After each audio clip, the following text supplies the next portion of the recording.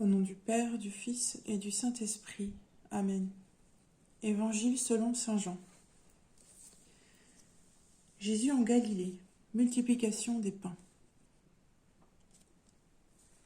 Après cela, donc c'est chapitre 6.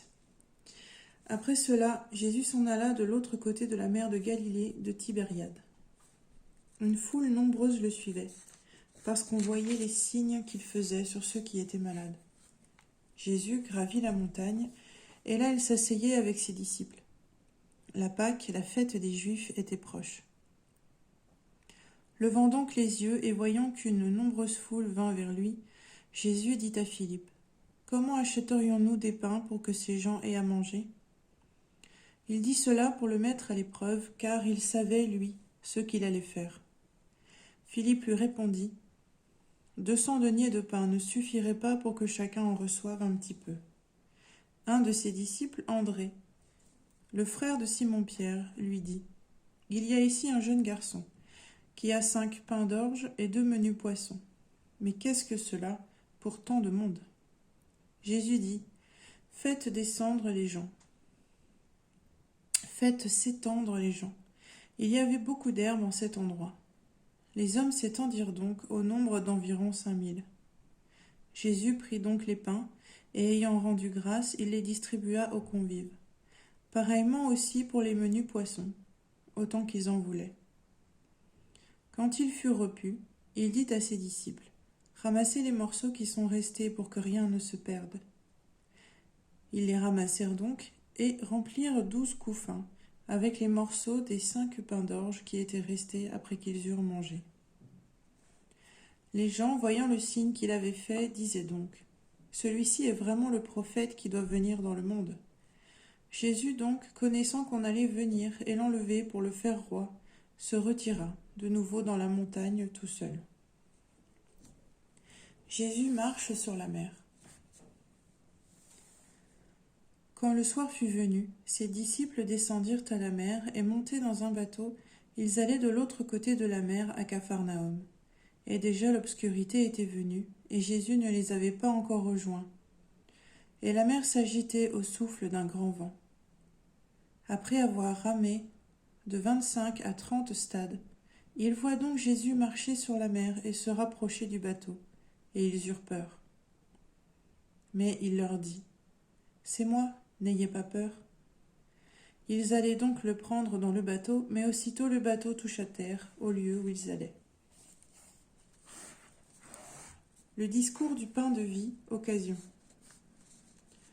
Le lendemain, la foule qui se tenait de l'autre côté de la mer vit bien qu'il n'y avait eu là qu'une barque et que Jésus n'était pas entré dans le bateau avec ses disciples, mais que seuls ses disciples étaient partis.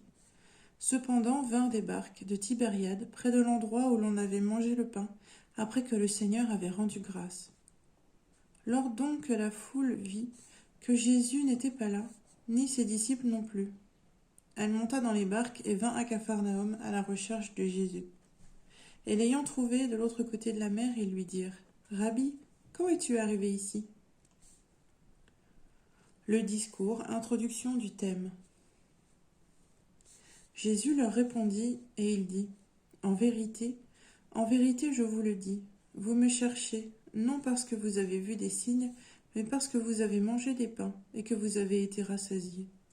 Travaillez à acquérir non la nourriture qui périt, mais la nourriture qui demeure pour la vie éternelle, celle que le Fils de l'homme vous donnera, car c'est lui que le Père, Dieu, a marqué d'un sceau. » Et ils dirent donc : « Que nous faut-il faire pour travailler aux œuvres de Dieu ?» Jésus répondit et leur dit : « L'œuvre de Dieu, c'est que vous croyiez en celui qui l'a envoyé. » Et ils dirent donc : « Quel signe fais-tu donc, toi, pour que nous voyions et que nous te croyions ? À quoi travailles-tu ? Nos pères ont mangé la manne au désert, selon qu'il se trouve écrit : il leur a donné à manger un pain venu du ciel. » Jésus leur dit donc : « en vérité, je vous le dis, ce n'est pas Moïse qui vous a donné le pain qui vient du ciel, mais c'est mon Père qui vous le donne. Le pain qui vient du ciel, le véritable, car le pain de Dieu, c'est celui qui descend du ciel et donne la vie au monde. Et ils dirent donc, Seigneur, donne-le-nous toujours ce pain-là. Premier aspect du pain de vie, la foi. Jésus leur dit, Moi je suis le pain de vie, celui qui vient vers moi n'aura pas faim, et celui qui croit en moi n'aura jamais soif.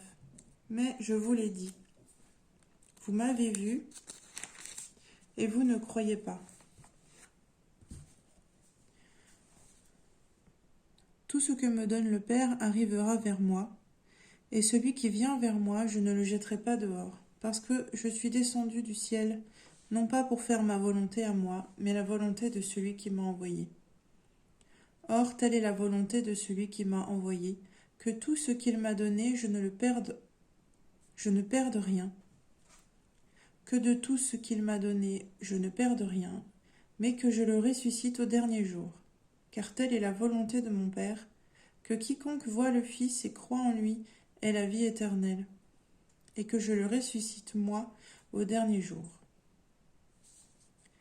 Les Juifs murmuraient donc à son sujet, parce qu'il avait dit « Moi, je suis le pain descendu du ciel ». Et ils disaient « N'est-ce point là Jésus, le fils de Joseph, dont nous connaissons le père et la mère? Comment dit-il maintenant « Je suis descendu du ciel » ? Jésus répondit et leur dit « Ne murmurez pas entre vous. Nul ne peut venir vers moi si le Père qui m'a envoyé ne l'attire. Et moi, je le ressusciterai au dernier jour. Il se trouve écrit dans les prophètes, et tous seront instruits par Dieu. Quiconque a entendu le Père et reçu son enseignement vient vers moi. Non que personne n'ait vu le Père, excepté celui qui vient d'auprès de Dieu. Celui-là a vu le Père. En vérité, je vous le dis, celui qui croit a la vie éternelle. Deuxième aspect du pain de vie, l'Eucharistie. Moi, je suis le pain de vie. Vos pères ont mangé la manne au désert et ils sont morts. Tel est le pain qui descend du ciel, que celui qui en mange ne meure pas. Moi, je suis le pain vivant descendu du ciel. Si quelqu'un mange de ce pain, il vivra à jamais, et le pain que moi je donnerai, c'est ma chair, pour la vie du monde. Les Juifs disputaient donc entre eux. Comment, disaient-ils, cet homme peut-il nous donner sa chair à manger? Jésus donc leur dit, en vérité, je vous le dis, si vous ne mangez la chair du Fils de l'homme et ne buvez son sang, vous n'aurez pas la vie entre vous. Celui qui consomme ma chair et boit mon sang a la vie éternelle. Et moi je le ressusciterai au dernier jour. Car ma chair est une vraie nourriture et mon sang est une vraie boisson. Celui qui consomme ma chair et boit mon sang demeure en moi et moi en lui. De même que le Père, qui est vivant, m'a envoyé, et que moi je vis par le Père, ainsi celui qui me consume vivra lui aussi par moi. Qui me consomme, vivra lui aussi par moi. Tel est le pain descendu du ciel. Il n'est pas comme celui qu'ont mangé les pères, et ils sont morts. Celui qui consomme ce pain vivra à jamais. Voilà ce que dit Jésus, enseignant en synagogue à Capharnaüm. Conséquence du discours. Défection d'un grand nombre de disciples et profession de foi de Pierre. Beaucoup de ses disciples, après avoir entendu dire donc, ce langage est dur, qui peut l'entendre? Mais sachant en lui-même que ses disciples murmuraient à ce sujet, Jésus leur dit, cela vous scandalise? Si donc vous voyez le Fils de l'homme monter où il était auparavant, c'est l'esprit qui fait vivre, la chair ne sert à rien. Les paroles que moi, je vous ai dites sont esprit et elles sont vie. Mais il en est parmi vous qui ne croient pas. Jésus savait en effet dès le commencement quels étaient ceux qui ne croiraient pas et qui était celui qui le livrerait. Et il disait, voilà pourquoi je vous ai dit que nul ne peut venir vers moi si cela ne lui a été donné par le Père. À partir de ce moment, beaucoup de ses disciples s'en retournèrent et cessèrent d'aller avec lui. Jésus dit donc aux 12, « Est-ce que vous aussi vous voudriez partir ?» Simon-Pierre lui répondit, « Seigneur, vers qui irions-nous ? Tu as les paroles de la vie éternelle. Pour nous, nous avons cru et nous avons connu que c'est toi le Saint de Dieu. » Jésus leur répondit, « N'est-ce pas moi qui vous ai choisis, vous les 12 ? Et l'un d'entre vous est un diable. » Il parlait de Judas, fils de Simon d'Iscariote. C'est lui en effet qui devait le livrer, lui, l'un d'entre les 12. La gloire de Jésus, niée d'une manière de plus en plus violente par les chefs religieux des Juifs. Jésus monte pour la 3e fois à Jérusalem, fête des tentes, sarcasme de ses frères entre guillemets, et départ de la Galilée. Chapitre 7. Et après cela, Jésus circulait en Galilée.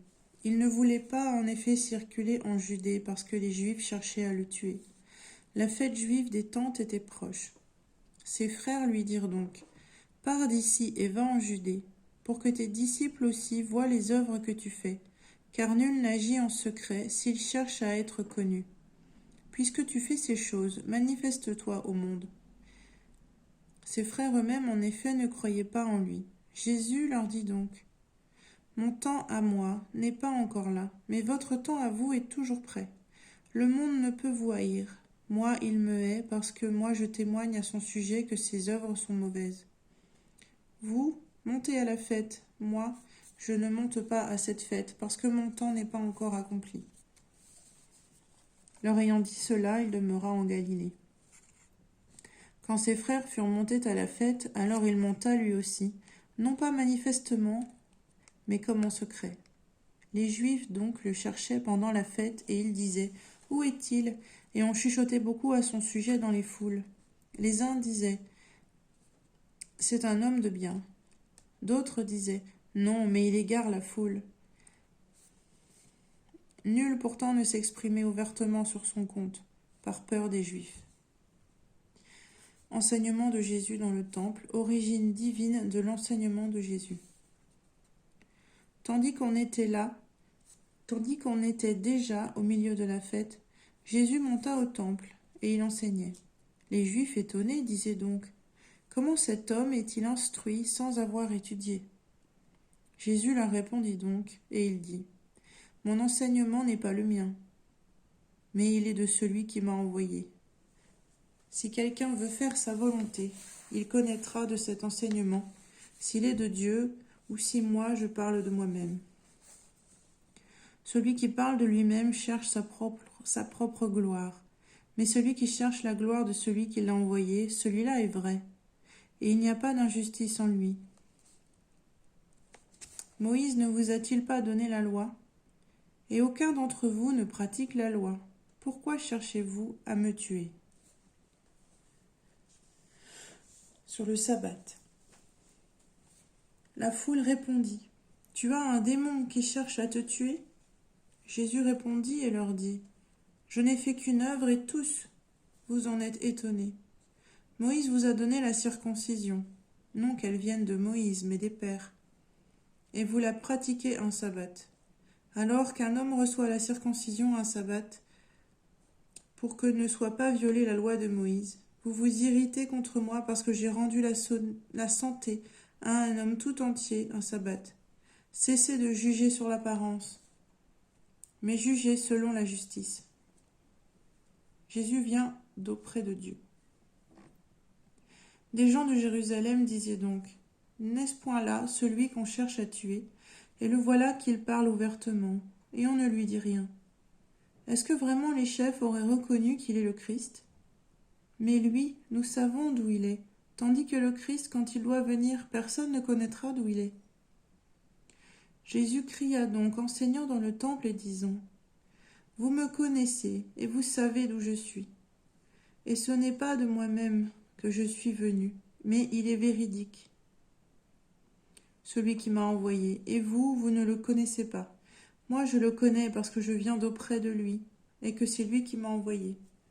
Ils cherchaient donc à l'appréhender, et personne ne porta la main sur lui parce que son heure n'était pas encore venue. Le départ prochain de Jésus. Dans la foule, beaucoup crurent en lui. Et ils disaient, « Le Christ, quand il viendra, fera-t-il plus de signes que celui-ci n'en a fait ?» Les pharisiens entendirent la foule chuchoter cela à son sujet, et les grands prêtres et les pharisiens envoyèrent des gardes pour l'appréhender. Jésus dit donc, « Pour peu de temps encore je suis avec vous, et je m'en vais vers celui qui m'a envoyé. Vous me chercherez, et vous ne me trouverez pas, et où je suis moi, vous ne pouvez venir. » Les Juifs se dirent donc entre eux, « Où doit-il aller celui-là que nous ne le trouverons pas? Doit-il aller vers ceux qui sont dispersés parmi les Grecs et instruire les Grecs? Que signifie cette parole qu'il vient de dire?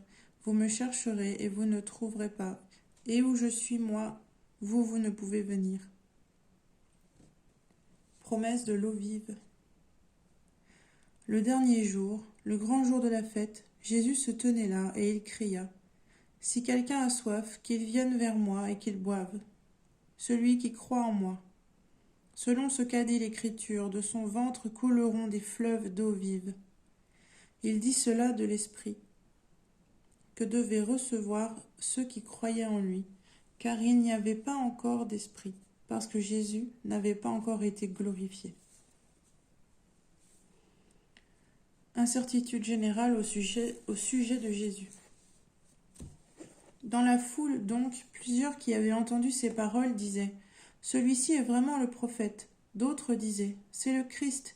Les autres disaient « Est-ce bien de Galilée que le Christ doit venir ?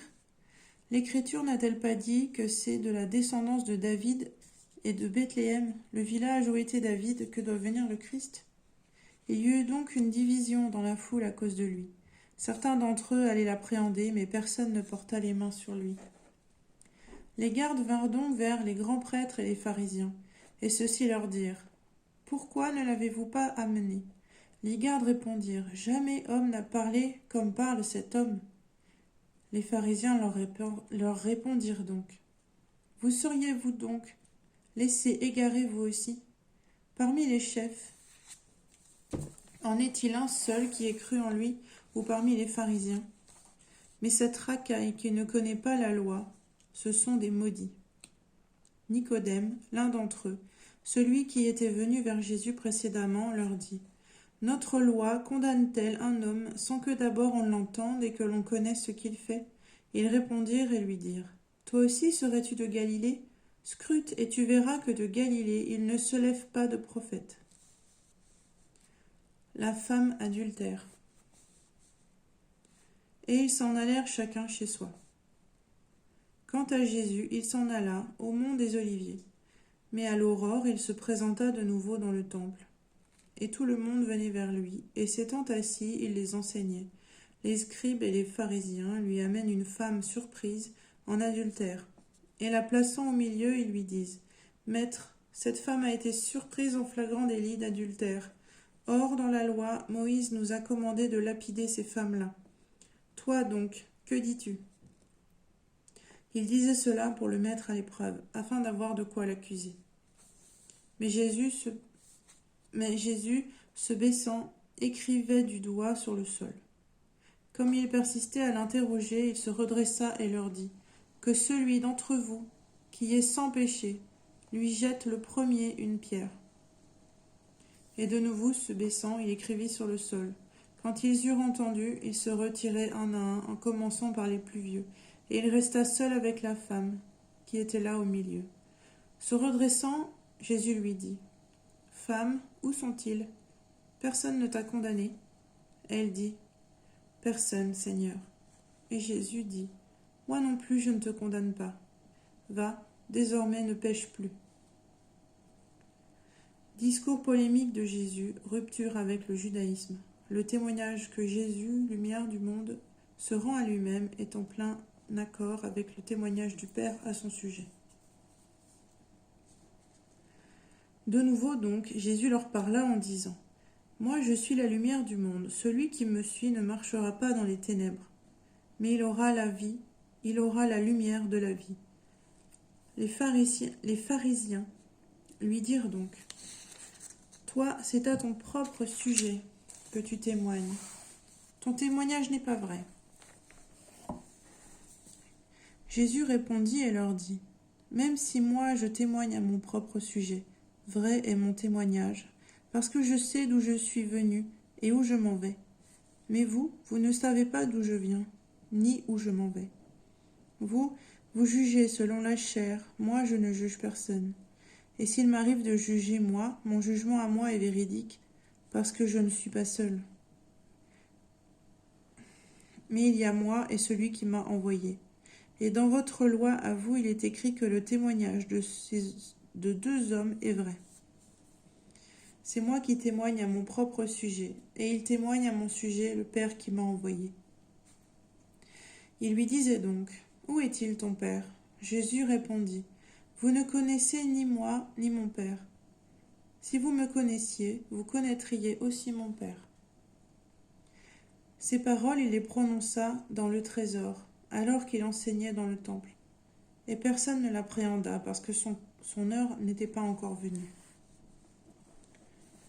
Le départ prochain de Jésus est le jugement qui attend les Juifs, s'ils ne croient pas en Jésus envoyé par le Père et assisté par lui.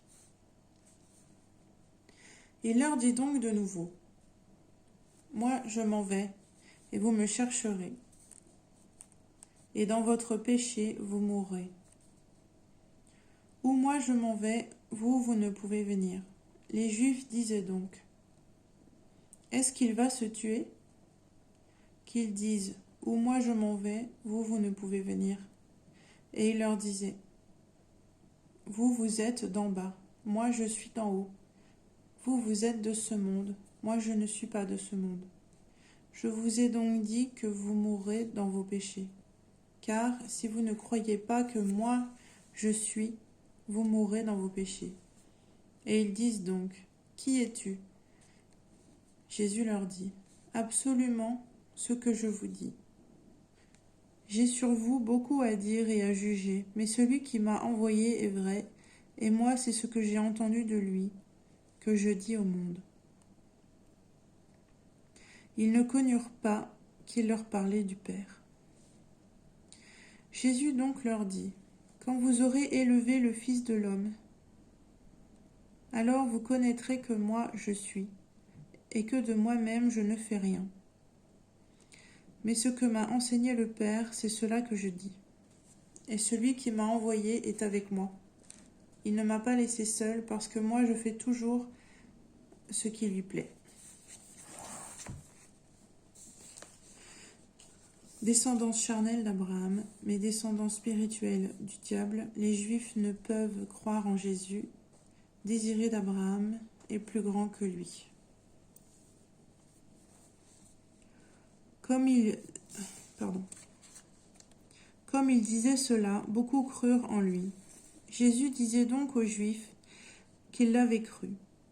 Si vous demeurez dans ma parole, à moi, vous êtes vraiment mes disciples, et vous connaîtrez la vérité, et la vérité vous libérera. Ils lui répondirent, nous sommes la descendance d'Abraham, et de personne nous n'avons jamais été esclaves. Comment toi peux-tu dire, vous deviendrez libres ? Jésus leur répondit, en vérité, je vous le dis, quiconque commet le péché est esclave du péché. Or, l'esclave ne demeure pas dans la maison à jamais, le Fils y demeure à jamais. Si donc le Fils vous libère, vous serez réellement libres.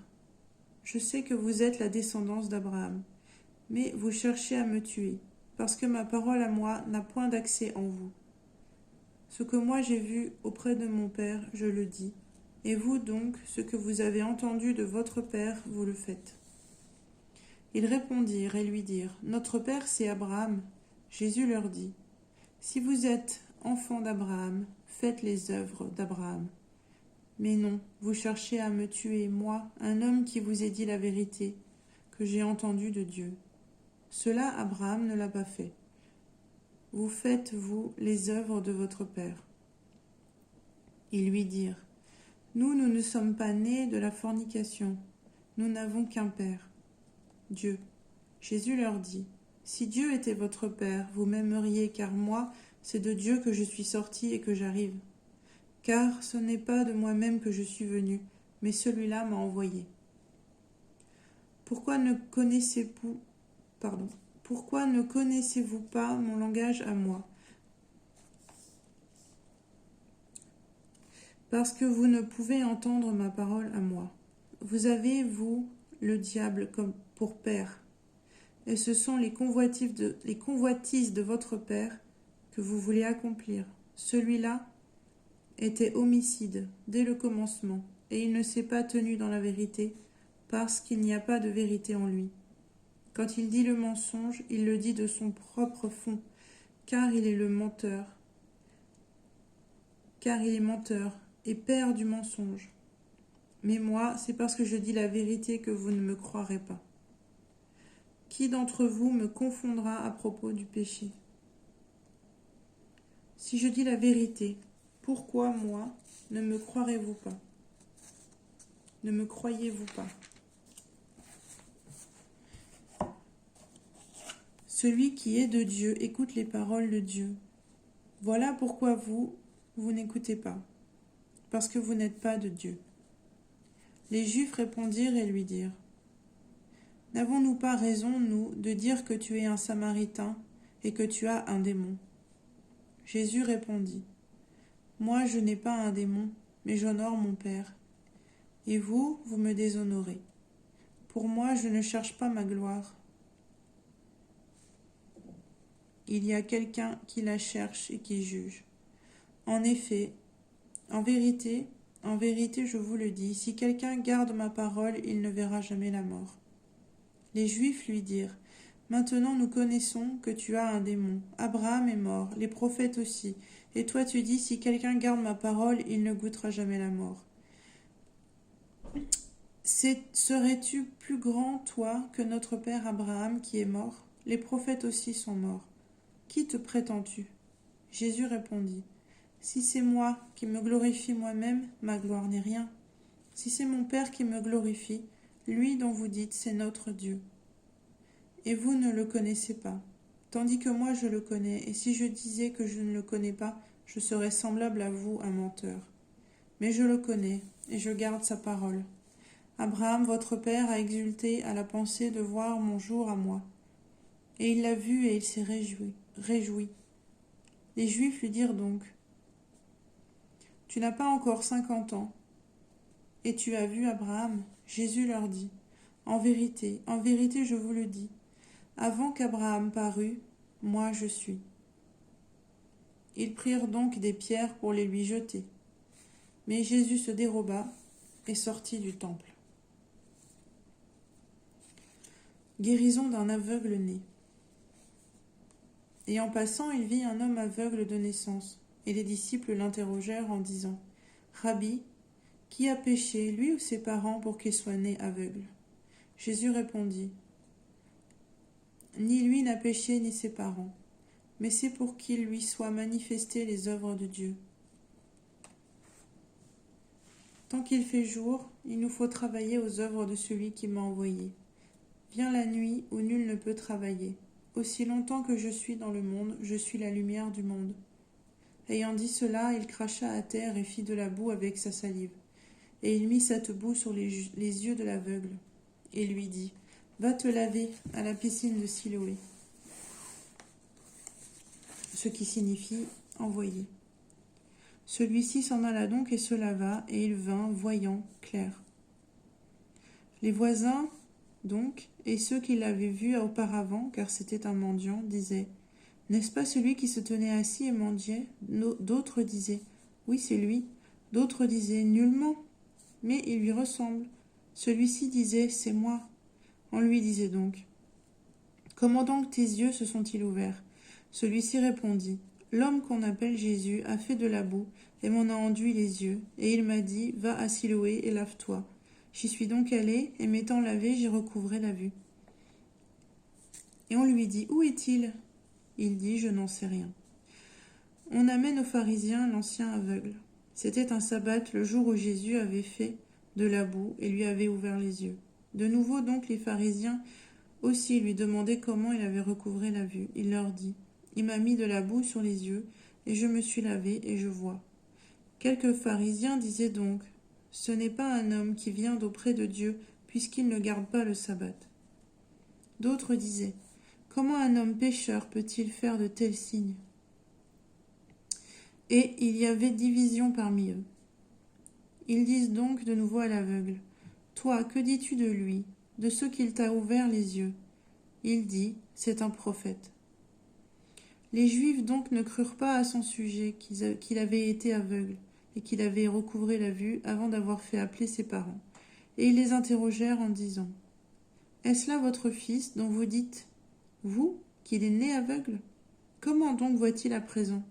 Ses parents répondirent donc et ils dirent, « Nous savons que c'est lui notre fils et qu'il est né aveugle. Mais comment il voit maintenant, nous n'en savons rien.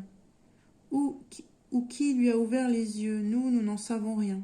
Interrogez-le, il a l'âge, il s'expliquera sur son compte. » Ses parents dirent cela parce qu'ils avaient peur des Juifs, car les Juifs étaient déjà convenus que si quelqu'un reconnaissait Jésus comme le Christ, il serait exclu de la synagogue. Voilà pourquoi ses parents dirent, « Il a l'âge, interrogez-le. » Les Juifs appelèrent donc une seconde fois l'homme qui avait été aveugle, et lui dirent, « Rends gloire à Dieu. Nous savons, nous, que cet homme est un pécheur. » Celui-ci répondit donc, « Si c'est un pécheur, je ne sais qu'une chose, c'est que j'étais aveugle et qu'à présent je vois. » Ils lui dirent donc, « Que t'a-t-il fait? Comment t'a-t-il ouvert les yeux ?» Il leur répondit, « Je vous l'ai déjà dit et vous n'avez pas écouté. Pourquoi voulez-vous l'entendre à nouveau? Voudriez-vous, vous aussi, devenir ses disciples ?» Et ils l'insultèrent et dirent, « C'est toi qui es disciple de cet homme. Nous sommes disciples de Moïse. Nous savons, nous, que Dieu a parlé à Moïse, mais celui-là, nous ne savons d'où il est. » L'homme répondit et leur dit, « C'est bien là l'étonnant, que vous ne sachiez pas, vous, d'où il est, alors qu'il m'a ouvert les yeux.